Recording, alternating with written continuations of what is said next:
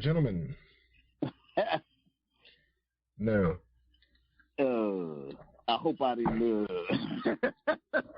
No, you pushed the conversation in a very pertinent direction, and DJ got a lot he want to say about it, so we're gonna jump into it. But what I want to throw to y'all, and I'm gonna throw it to DJ first, is when we think of affirmative action, a lot of people think it's the black folks and minorities getting a free ride or getting access, where we talked about it, where they created a box for us to jump into and a box for us to check, and we can embrace it in that manner. But let's talk about this affirmative action where these others have taken actions in an affirmative manner to make sure that they have a place, or what we like to call a seat at the table. Because you were getting into it, so go ahead and finish and elaborate on your point. Listen, man, it's ridiculously hilarious how things can be misconstrued with just a few words. So when you think about politics, the art of politics is essentially delaying a decision until that decision no longer matters. So we'll make the decision after it has no merit or impact. And if you look at the current state of the political landscape, you'll see that now. But it was never more relevant and true than when civil rights, affirmative action, all those things were taking place. Affirmative action specifically talks about African Americans, correct? Is that correct? Or yeah, what do you think? Yeah, it does. Marginalized groups, yeah, underrepresented groups, but correct. It came initially supposedly to help African Americans. And the operative word that you use is supposedly, because it was actually an inroads for other groups to show up as being underserved. And listen, there's been no one more underserved in this country than the black woman, because even after black men could vote, they couldn't. You still had to have women's suffrage. Say that truth one more time for me. There's been no other party that's been more underserved in this country than the black woman. And that's because of the several line items that she had to check off before she could even be considered, equal or what have you. Now, that's not by chance. So when you think about the way things have happened and the way people have been marginalized, I can only laugh a little bit to keep from really getting pissed off, because what ultimately happens is everyone is lumped into your political category based on those words that Dr. Lovin just used: underserved, underprivileged. But when you look at other types of, I would just simply call it what it is, reparations, so to speak, it is for a very defined group of people. And those groups of people have had accounts and funds and trusts set up in order for them to tap into, to apply and receive resources, whereas, you or we were afforded the opportunity to compete, to simply compete. And it was not, and I think people misunderstand affirmative action, because it was not that the tie goes to me. No, I get to compete where I could not prior to. Is that the burning house? Hey, listen, you're from where I'm from. Jim Crow. So once you get past slavery, once you get past desegregation, which had a lot of unintended consequences that we can certainly talk about, but then once you make it to Jim Crow, you're going through several layers of psychological warfare that you have to unpack in order for folks to really appropriately be able to engage. And even once they're able to engage, they're being told that the opportunity to compete is a gift that's being granted to them. I want you to really and truly think about the impact that has on a culture, a people, and their way of thinking over generations. The opportunity to compete is a gift that has been granted to you by a law that was passed by someone who intended the law to be leveraged for someone else. The illusion of opportunity, so to speak.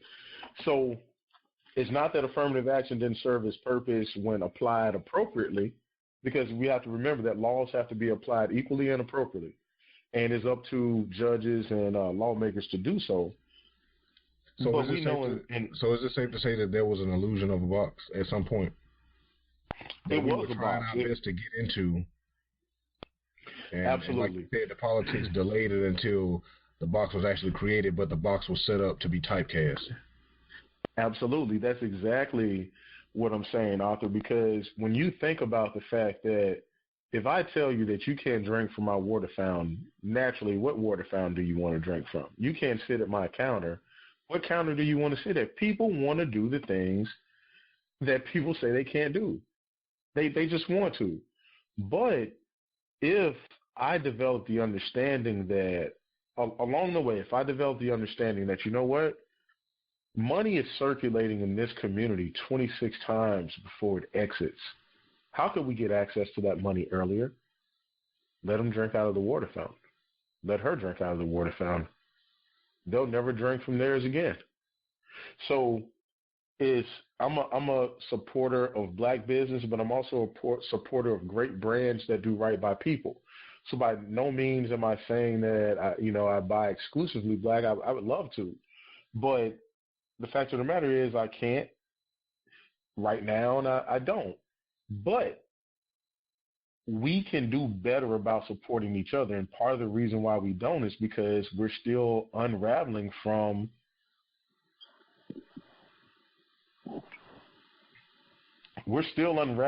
that box.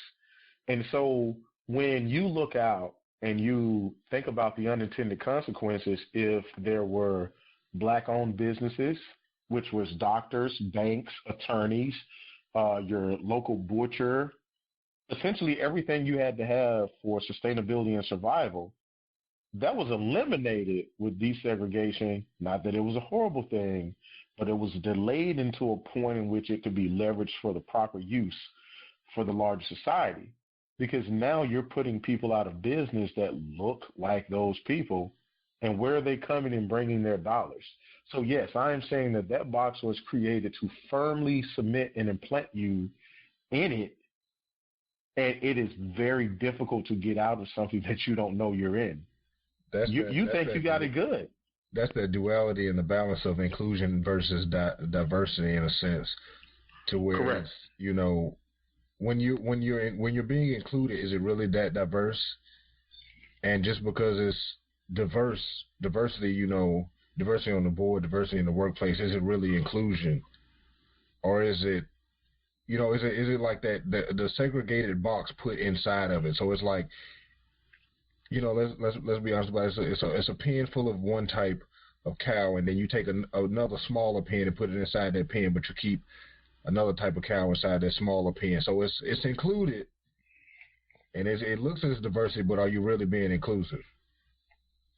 True inclusion would allow that intermingling freely. Yes, that laissez-faire. That's it. Free markets. When Dr. King wanted to have the conversation with said president at the time, it would have been them working together and him having a voice, or the leaders of that time having a voice in the laws that were being passed, because they would have been reflective of the voice of those people. When you have, in that time, your oppressor creating the law by which you now succeed, your success is going to be extremely limited, and it's going to come in very small phases. And I think that time and condition and circumstance has shown that it did. But Dr. Levy, I'd be very interested to hear your thoughts. I'm inclined to agree with you there. Desegregation and so-called integration served, I think, to integrate black people into an economic system without the benefits of ownership, right? Mm-hmm. And so you went from a position where we had to own, because otherwise we wouldn't have access to goods and services, to a position where we became consumers. And you still hear people talking about the economic power of the black community, but it's always expressed as our ability to choose what it is that we're going to purchase. And all of those things that we are going to purchase, by and large, are owned by people who aren't black, right? And so that's That's part of the problem is real agency and real freedom within a capitalist economy is secured by having access to capital and ownership of capital. And what was denied us during slavery was any sort of ownership of capital completely, almost exclusively. And then it was marginalized all the way through from 1865 all the way up until 1970s, when they started to try to right things with some affirmative action. But even after that, we still see that there was redlining, where people wouldn't loan to African Americans in certain areas, basically perpetuating segregation and home ownership. And there was still different treatment, and still to this day different treatment from financial institutions for black folks applying for credit as compared to white folks, even after you account for credit worthiness, right? And so you can see that, when people are disappointed at the fact that a black family on average holds only 10% the wealth of a white family, well, there are folks that can shake their head and say, wow, that's a shame. But I almost look at it like, wow, it's a wonder that we have what we do, considering what it is that we've been through. And so in terms of the environment now and the opportunity for us to achieve and hold wealth going forward, we don't have the same level of legal impediments that we once did, right? But there still remain a lot of those psychological impediments, and that's why it's important for us to understand this whole box thing and getting out of that, being able to bring our own unique elements of our blackness into our workplaces, and if that's respected and valued by the companies that we work with, then great. And if not, then research suggests that those companies will suffer for that lack of real diversity and inclusion, and we can take our talent to where they will be accepted and respected and valued. And my hope is that much of that talent and that real ability will end up at places with significant amounts of black ownership in those companies, so that you can really have the freedom associated with owning and setting your own course in this country. And so, yeah, that's why you hear me talk about investing all the time. And yeah, I agree that people are more important than things, but I'm going to always stress to people the importance of doing the things that put you in a position to be able to help and bring power to your people. So if you are spending all of your money foolishly, then I'll caution you about that, because the power that you have or can wield in order to improve the lives of yourself and other people around you by effectively investing and growing your money and growing your financial power within this country is not something to be overlooked. And when you can do those things, and we as black folks start to do those things as a group, not necessarily everybody pooling all of their money together, but when it becomes the prevailing notion and we're in a position where we are doing it more effectively as a group, then we'll be able to set our course better, right?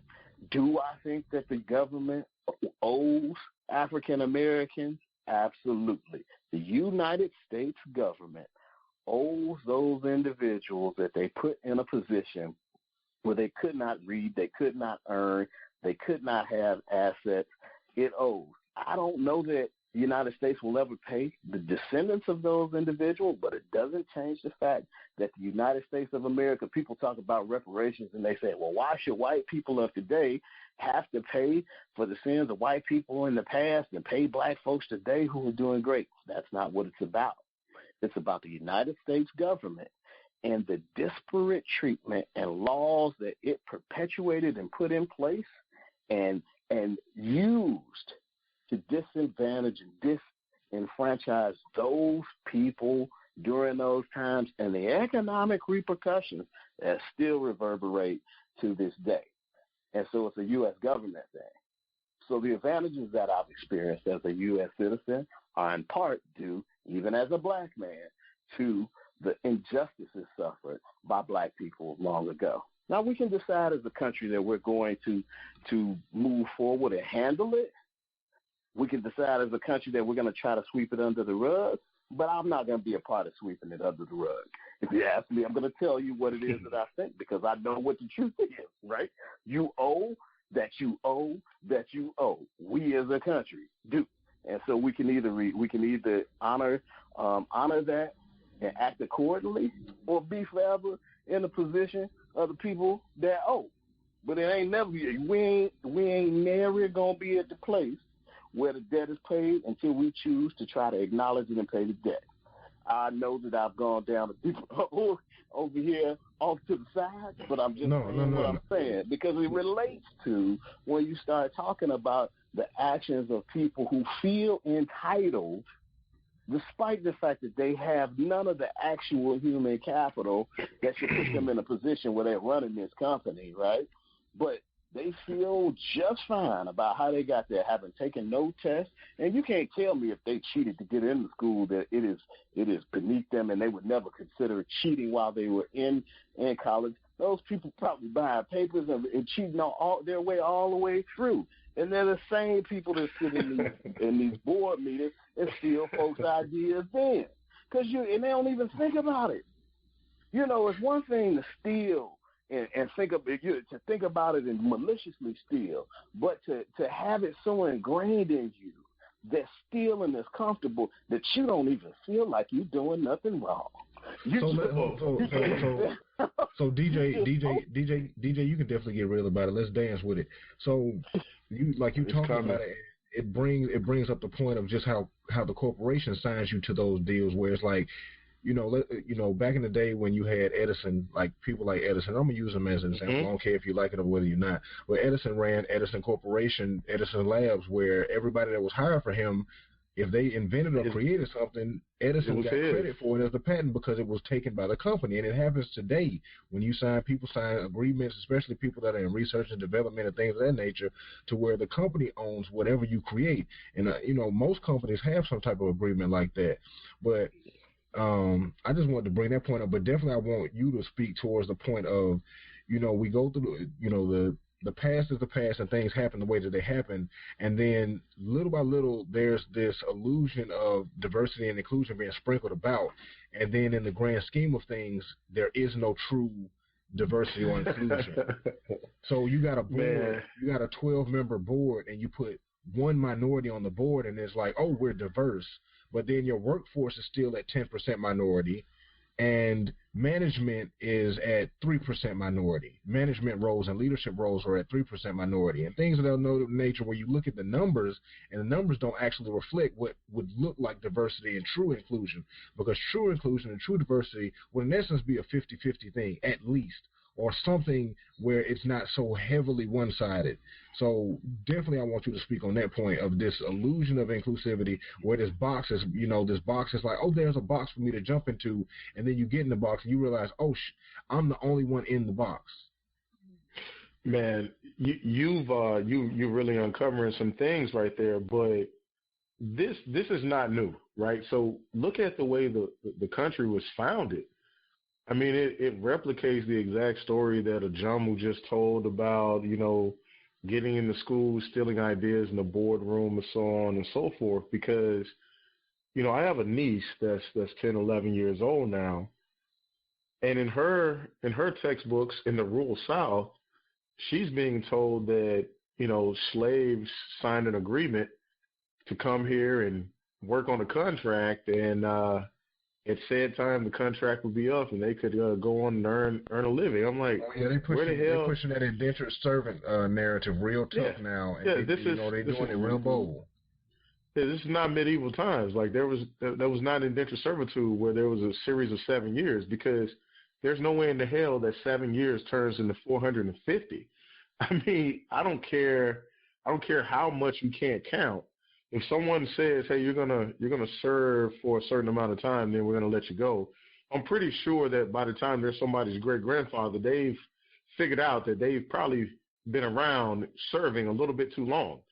But one of the biggest things that we have to pay attention to is the narrative, and I think that oftentimes, you know, really tongue-in-cheek words and things about diversity and inclusion, they sugarcoat what the true narrative is. I talked about politics being the art of delaying the decision.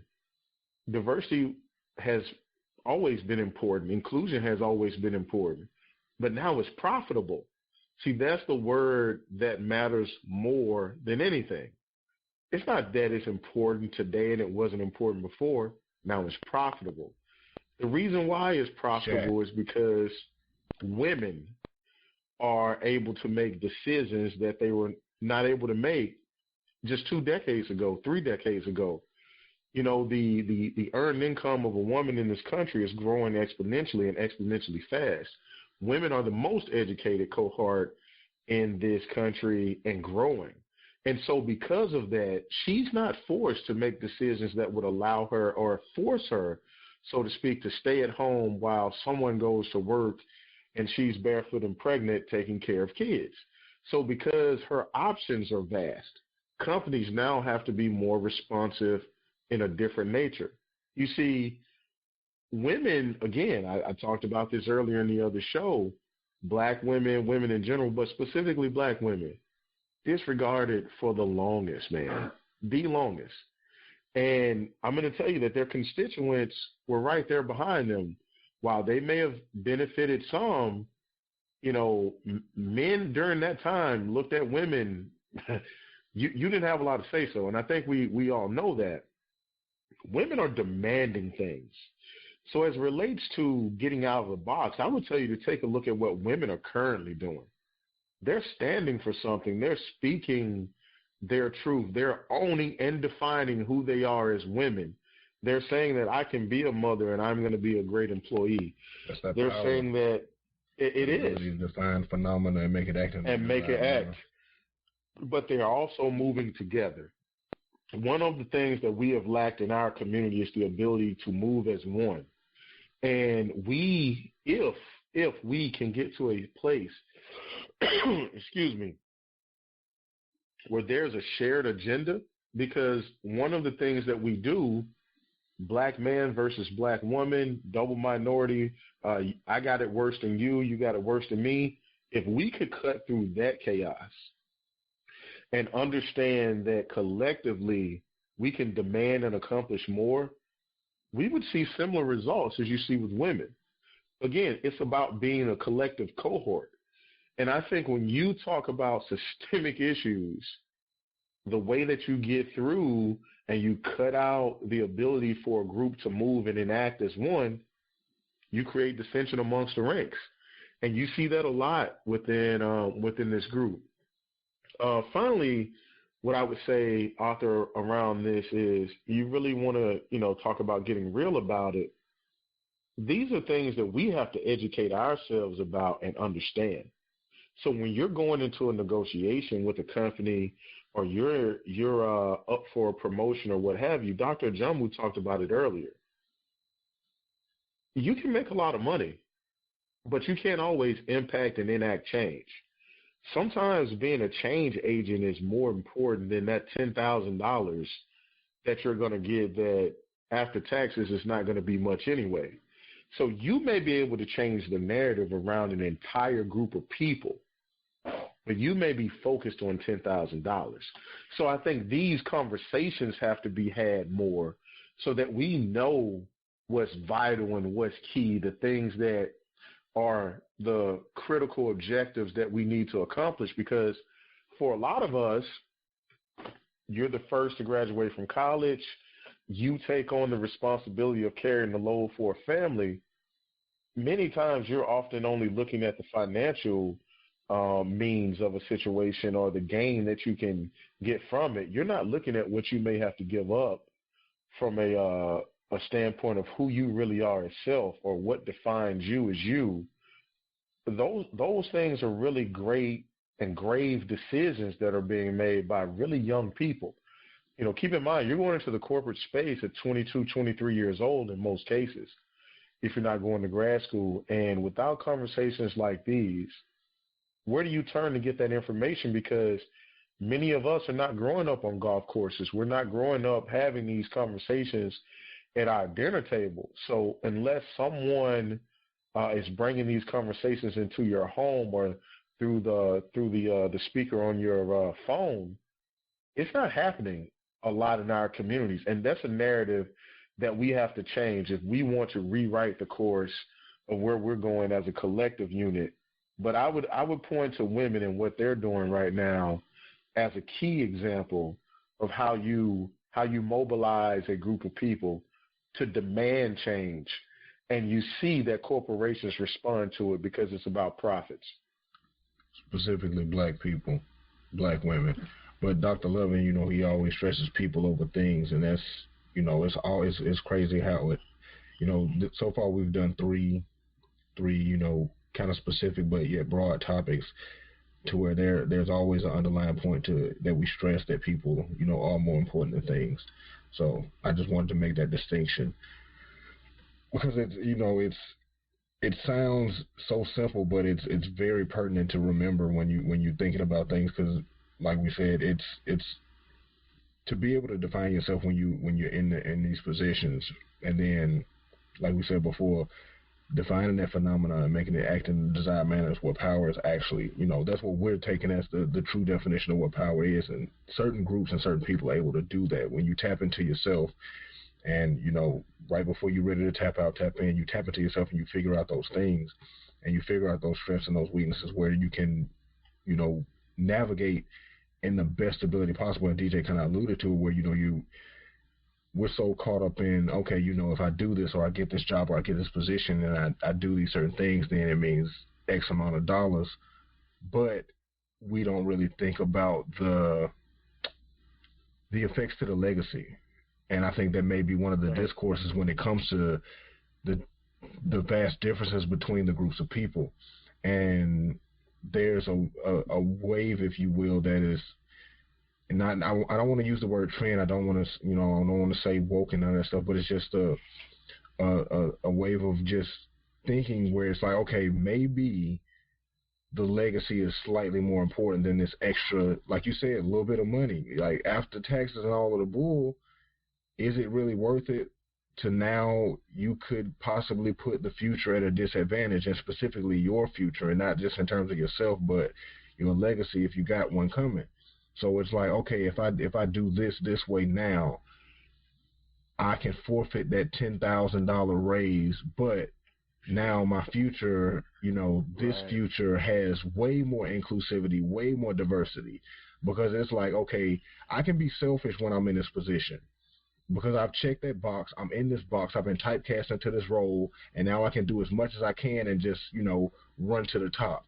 But now that I'm there, am I going to open it up? Because I'm scared that if I open up, too much, now the box going to break, and then they're going to, the box can only hold so much. But what about making that box bigger for more people to come in? Like that's really, that's really the tough decision that a lot of people got to make. That's when you really got to tap into your emotional intelligence and understand about yourself and define yourself. Like, will you be able to do that? And if you know that that's more important or more beneficial, because it's more beneficial to yourself if you really think about it. Right. It's really more beneficial to yourself to ensure that your future does good, because I mean, we could go down the rabbit hole of just generational wealth and that thing of just how it pays off in the end. Because if your kids ain't struggling, you ain't struggling. But if you can't see that far, if you can't see that far ahead based on being selfish in your own decisions because it's not directly affecting you, that's the thing that a lot of people can't get past. It's like, okay, I can do this here, and then I can make sure that my child gets in. But what about letting other people in like me so that their children can get in too? That's that's a great point.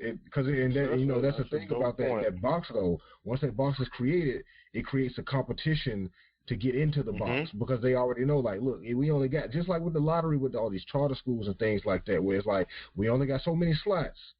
New York just went through a scandal with it. They're going through a scandal now where it was like the tech schools and the college prep schools and the specialty high schools are supposed to let in so many minority students through the lottery, and they found out like all of these schools out of 100, hundreds of positions, they let in like 5 black kids.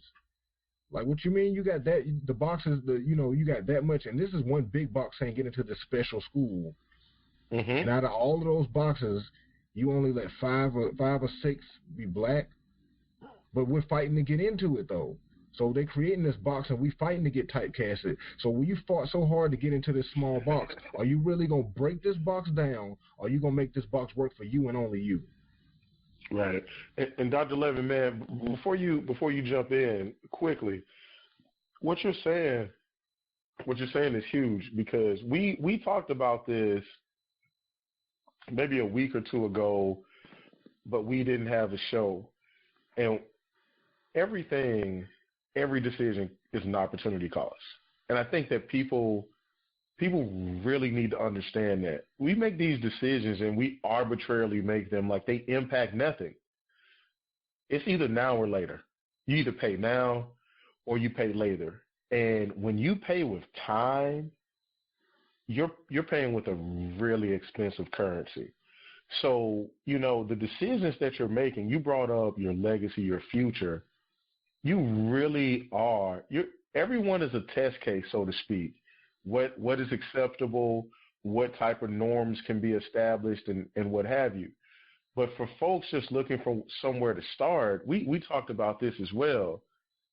You can do anything, but you can't do everything. So you have to be focused.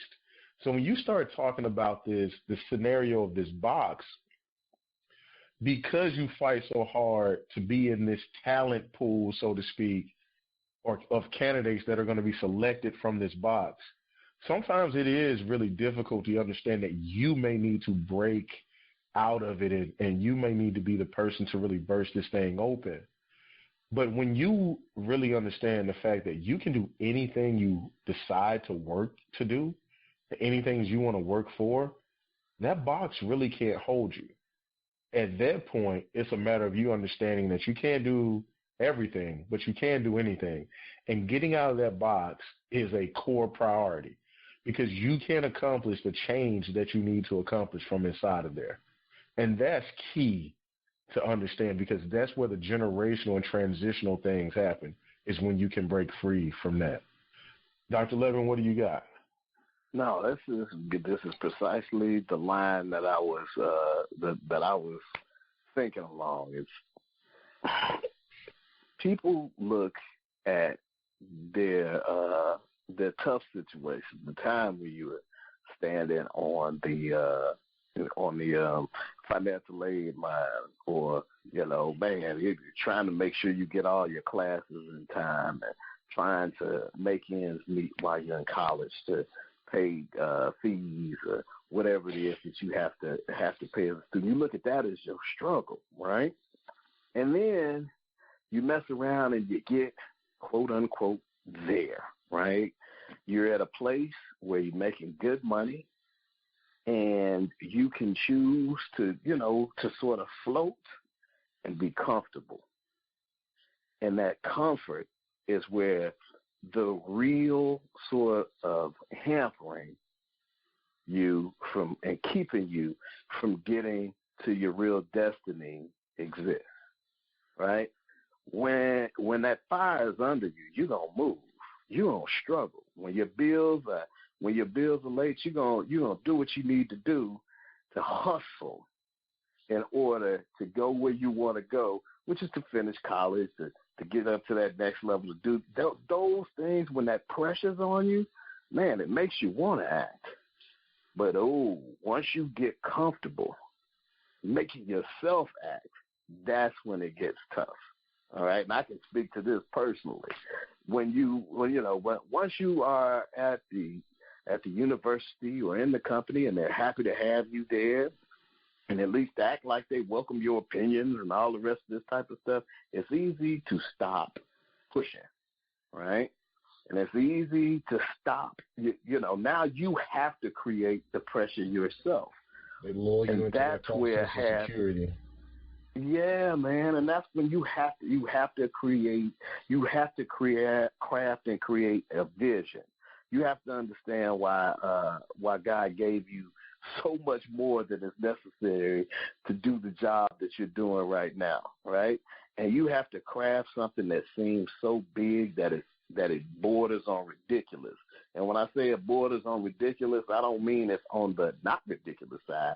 It borders on the other side where it's at least a little bit ridiculous, where it's not just going to happen, but you're going to have to wake up every day and do something incrementally to push yourself to go there, that you're going to have to dig a little bit, that you're going to have to press a little bit, and eventually you might have to press a lot, and you're going to get used to having to press, and you're going to get used to having to push, and you're going to get used to having to exert effort, and all of that creates strength, and that's the strength that you're going to need to actually, actively, and realistically pursue that goal that's on the other side of ridiculous. You've got to create an environment for yourself that you want this new thing so much that you create your own discomfort, right? And once you create that discomfort and you have that vision and you have your direction, you're always executing to move yourself closer to it. So, yeah, you talk to me, man, I got some scary big goals. Dr. Loving show like Dr. Oz or Dr. Phil, and I want to be peers with them when we're talking about financial health. That's a big goal. Does it border on the other side of ridiculous? Probably.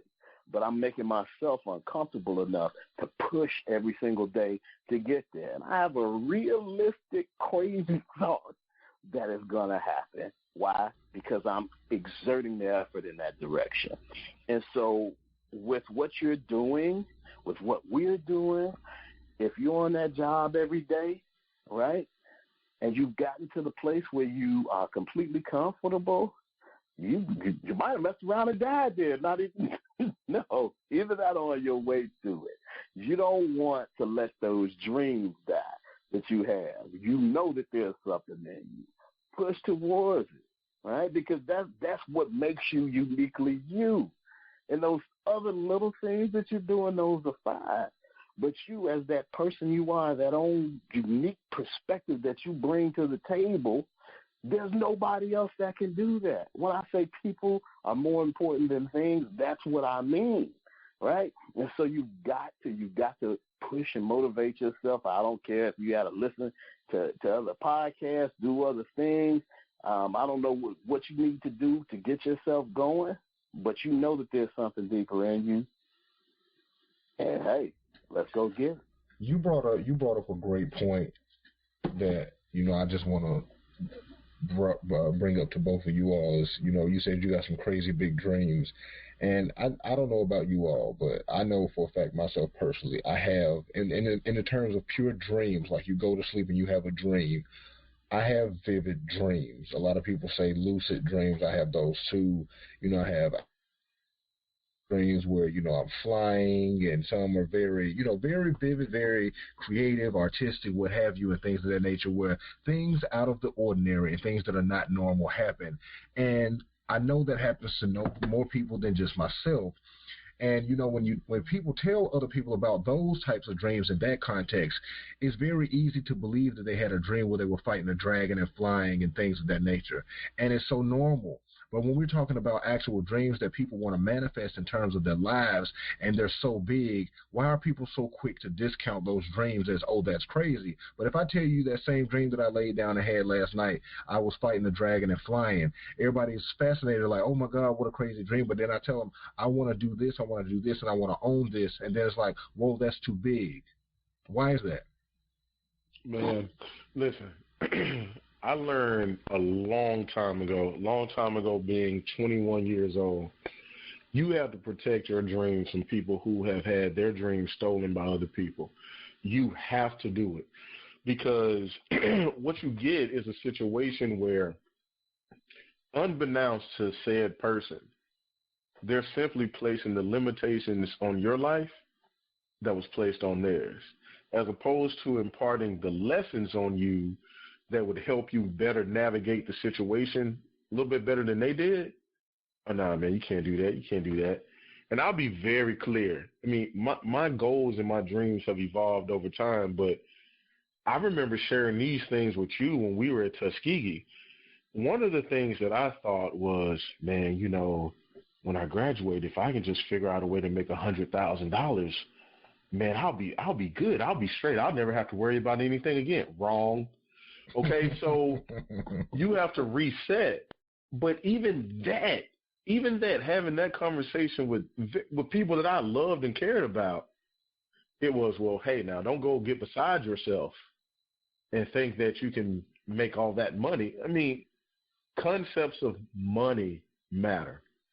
So when you're talking to a person and the poverty line is $28,000 where they live, $100,000 may not be something that they feel like is attainable because they don't need it to live. If you move to one of these cities that we live in, you almost got to have it. So in terms of my dreams, when I really started to think about what I wanted to do, I wanted to be an entrepreneur. I wanted to also be in corporate. I wanted to be philanthropic. I wanted to sit on a board. I wanted to do all these things. How are you going to do all that? I'm going to manage and divide my time properly, and I'm going to choose a spouse that's supportive of that and who also wants to live that lifestyle. See, no one said that. This is how you plan on doing all of that. You have to protect your dreams from people. And that's why it's important to do exactly what we talked about in episode 1.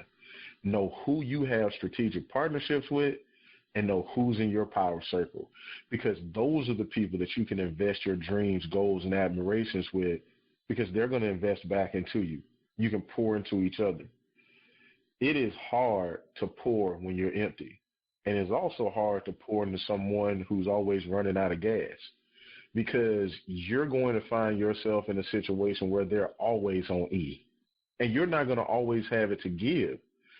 So, you know, again, like understanding who you're supposed to share with and who you can is critically important, because you'll find yourself doubting yourself, and it's easier for someone to imagine something that they know does not exist.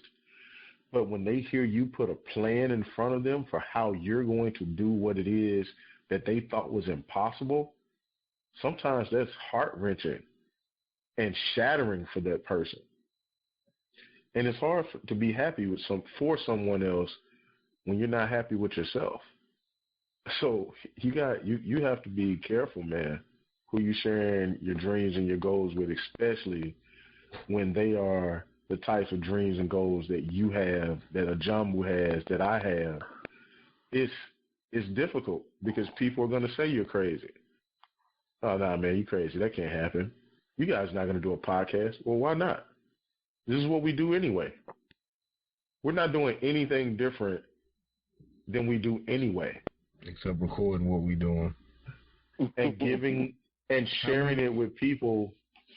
Sharing it with people. I want to pose a question to everybody listening. How many raisins in the sun do you have? And be honest with yourself. If you do like a lot of people that we get feedback from, and they take notes and they really listen to what everybody is saying, is be honest with yourself. Because, in that step 1 that we talked about in the main episode was defining yourself when it comes to avoiding this box. And, how many raisins in the sun do you have? And everybody, should understand that reference. If not, Langston Hughes wrote a poem, A Raisin in the Sun, where he talked about dreams being deferred and they shrivel up like a raisin in the sun. And that happens to a lot of us when we share with the wrong group of people, to where we let their comments become that sunlight that shrivels up that raisin, where it's like, okay, maybe they are right. Maybe my dream is too big. When I say, oh, I want that $100,000 job and to do all of these things, then it's like, oh, they can't fathom it. So the one thing you got to do is be honest with yourself, is who you sharing with. If they're literally not on that same level, if they are not part of your strategic partnerships in your power circle, don't share it with them. And don't feel guilty about not sharing. Just let them see it. Because once they see it, then that becomes an inspiration, possibly for them, or it can take a different road. But you taking care of what you got to take care of. Everybody don't deserve to know everything that you got going on. Moving in silence is a trait, a highly useful and positive trait to have, just to be able to be stealthy, and not even in a malicious manner, just in a manner that is for self-preservation and for progress, to help you, you know what I'm saying, navigate. It's literally just like, okay, you know what? I don't need to share with that person because I already know from the onset. That's where your emotional intelligence really kicks in. Like, you already know when you drop little hints about certain things, that one friend who ain't never really on board. They'll never, directly discourage you, but they always throw those little hints like, I don't know. Oh, you sure? No, if you tell your friend something and they ain't right behind you, like, hurry up and do it. Or when is it going, and if they cannot constantly question you, like, when you going to do this so I can, support, it may the people you need to share with. Right. Yeah, man. When you're trying to grow a seed, right? When you have something that you're trying to grow, you gents from Alabama know more about this than I do, right? You need fertile soil, right? And you need to take care of it, right? It's gonna need water and sunlight. And some people are just bring natural water, right? That's just how they are. You tell them you want to have this, they start sending you information. I got a buddy like that. I do a video. He sends me things about, hey, man, you should take a look at this microphone. Not saying negative things like, hey, man, this microphone might make your voice sound better, right? Oh, take a look at this tripod so you could get this better angle or this lighting.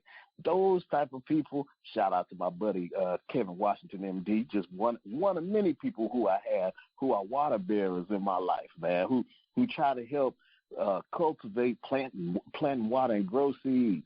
And then you have people who have salt. And that's all they got. And I think, it's by virtue of many cases of how they've lived and the sweat that they have brought. Man, they don't have that much to show for it, but they do have salt. Well, if anybody has ever studied how they destroyed other countries after they would conquer them in the Bible, one thing that they would do would be to plow salt into the ground so that nothing ever grows there again. The place becomes uninhabitable.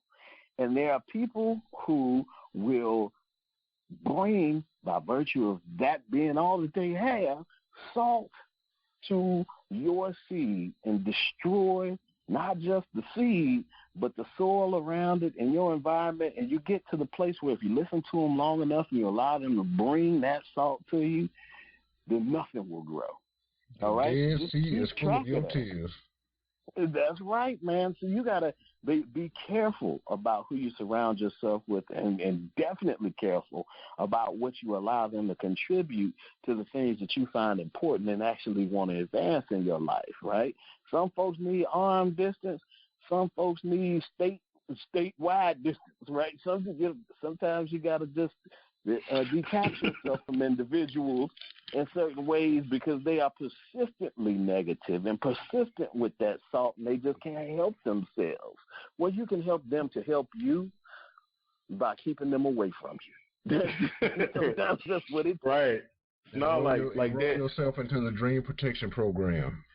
Enroll. Like that. That's serious, man. I think that people don't understand how serious the ability to act on the idea is, because it only belongs to you for a certain amount of time, right? So the idea is not exclusive to you. A lot of people have great ideas. It's the people that act on their idea that ultimately are the ones that are successful. And you have a ton of other people.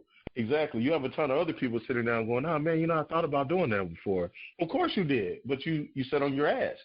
But it's not always about having all the resources. It's about what are you willing to do to move on it. Ideas are like energy, and you're not going to always have the greatest energy, but if you can get that in motion, like the law of object in motion stays in motion or whatever, the hardest thing to do is to get started. So, I'm grateful and appreciative for the folks that I'm around, because when I have ideas, I'm getting a constant phone call from Arthur. Have you put out any content? Did you do a video this week? I'm like, dude, it's Monday at 5:30 in the morning, and you just had a baby. How are you calling me? It's because he really cares. When I'm talking to Dr. Loving, it's, hey, I'm ready for next week. I've been thinking about these things. So I have a constant check-in. And then it's my friends, that are outside this trio, part of my power circle, my strategic partnerships. A good friend of mine today tendered his resignation at a nuclear power plant. He has a great job. He decided it wasn't worth his time to go anymore. Imagine that. Imagine that. He woke up and he said, you know what, man? It is no longer worth my time to come into this nuclear facility and earn all of this money that these people want to give me because I have things that I would much rather be doing. You know what's crazy? You bring up the point that, I don't mean to cut you off, but you bring up that good point. No, it's fine. We know a lot of people, personally and some more personally than others. We know a lot of people, all three of us, who are, heavily into the corporate realm and, well-paying jobs, 6 figures and up, and they walk away from it. And then you got a lot of people who look at them and it's like, are you crazy? You walked away from $250,000 a year to do what? Because you dreamed about owning this and this company? You crazy. Right. And them the type of people that you don't need around you. You can't have them you really got to protect your dreams in that manner. You look at one of our Tuskegee brothers, Mr. Barr. Mr. Barr runs one of the fastest growing companies in Atlanta. Shout out to Mr. Barr. But I saw an article or a post today that talked about the fact that just 3 years ago, he was in a very well-paying job, $130,000, $150,000 a year. By all accounts, he's doing well. Well, he decided that wasn't good enough for him. He decided, though, and he acted on an idea that he had. And in 2016, again, these are dated figures. In 2016, he had crossed the $2 million per year threshold. That is taking an idea, putting a plan together, and moving on action. But it takes the confidence that Dr. Loving talked about earlier. You have the requisite skills in many cases. It takes impeccable timing and confidence. You have to time this thing right. And you have to build a professional resume that says that you're capable of doing, excuse me, what it is you want to do. And, there are countless examples of folks that we've attended college with who've done those things. I mean, I look at you as a serial entrepreneur, and I know that you created a situation where any day you wake up and you decide that you're no longer going to corporate, you can roll over and look at your wife and say, I'm going to sleep in today because I'm just not going. And that's a great space to be in when you can do the things that you love and earn money for your family. But it also puts you in a position you talked about the legacy earlier.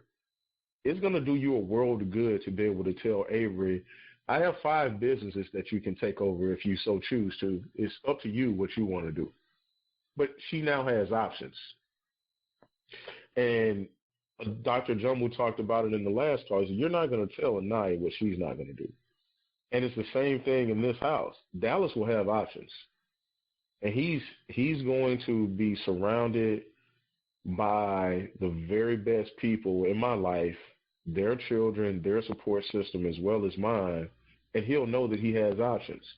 Now, I may not be able to develop a team to pay to get him into Harvard or what have you, but he will have options.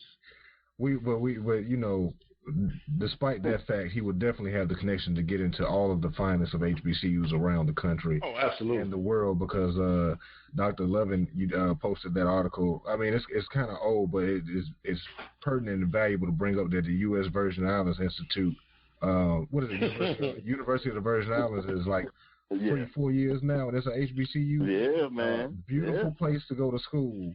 So, we have those options now as well. Had I known, I might have thrown my name into that hat to go to school down there. But we all revel in our choices, and I'm glad of what we did get from where we got it from. Um, but yeah, that's the, that power of encouragement and having the right group of people around you.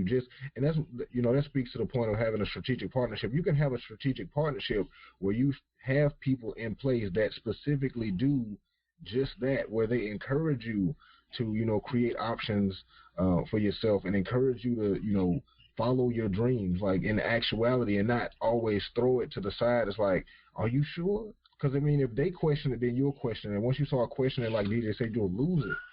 Because like you said, it's an energy. Because every time you say something to somebody or you present an idea and somebody will say, you know what, I thought about something like that. That sounds good.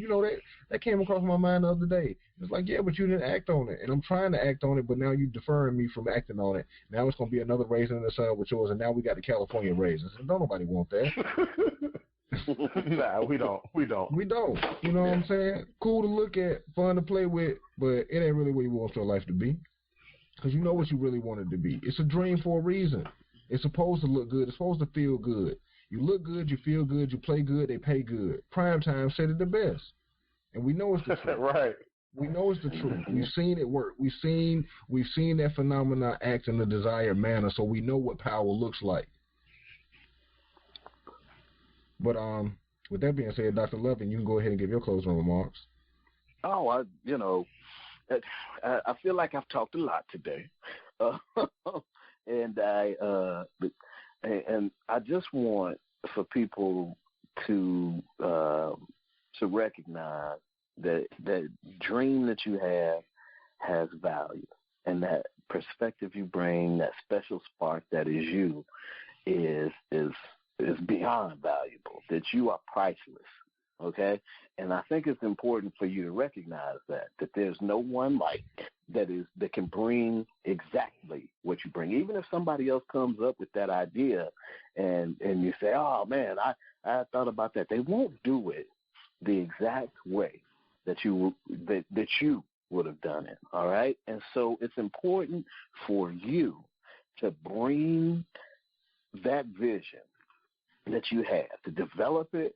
All right, to work with people around you who can help you cultivate it and really start to push and shape the world to be as it ought to be, because you're here, right? Because if you weren't meant to be here, you wouldn't be here. So what are you here for? Well, you know within inside of you that thing that you desperately want to do. It's that thing you can't stop thinking about. Well, all right. Now you've thought about it. Let's conceive about how we can move from where we are to where we want to go, and keep taking steps daily to get there. And no matter who comes around, yeah, you want to be protective of your vision, but recognize at the end of the day it's yours, and that responsibility lies with you. And you just keep doing what you need to do to make sure that you don't get too comfortable in where you are, because you recognize it's important for you to go where you need to be. So that's all I've got.